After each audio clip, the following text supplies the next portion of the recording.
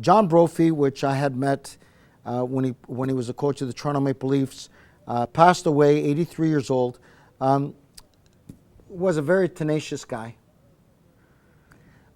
very tough coach, and he had a huge career here in Toronto, right, Billy? Oh yeah, he was here for a while. He was a great guy. I loved Brophy. I had many occasions to celebrate his personality, and had many occasions where we didn't get along quite. Well, but that's what I want to, Billy. That's what I want to ask you. And guys, you got to bring the volume down in the control room because I can hear, like I feel like I'm fucking on a radio contest, and I'm telling people turn your fucking radio down, and that's what you guys are doing. I heard from a lot of people. I met Mr. Brophy a few times, and very respectful, very nice guy.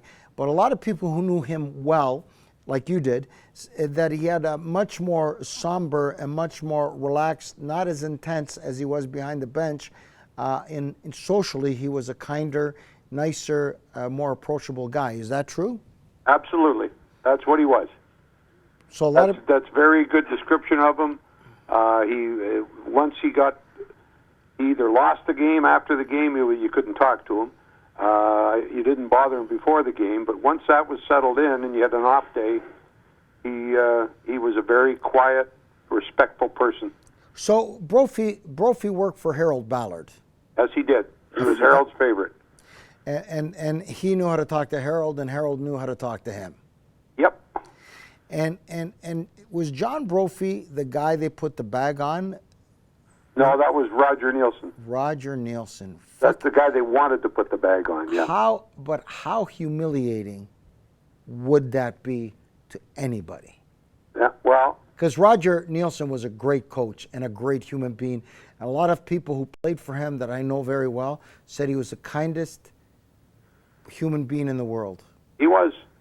He was very nice. Other than Bobby Clark, everyone else would have described him that way. Yeah. Well, Bobby Clark tripped over his tongue on that one. Yes, he did.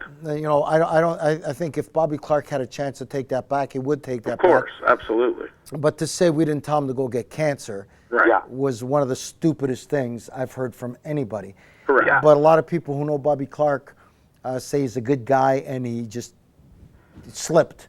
I think it was more anguish and being upset that the man was terminally ill than trying to be obnoxious. I really believe that. Yeah. I hope you're right. He wasn't trying to be funny, but he was trying to make a point. He was trying to make a point, and it was obnoxious.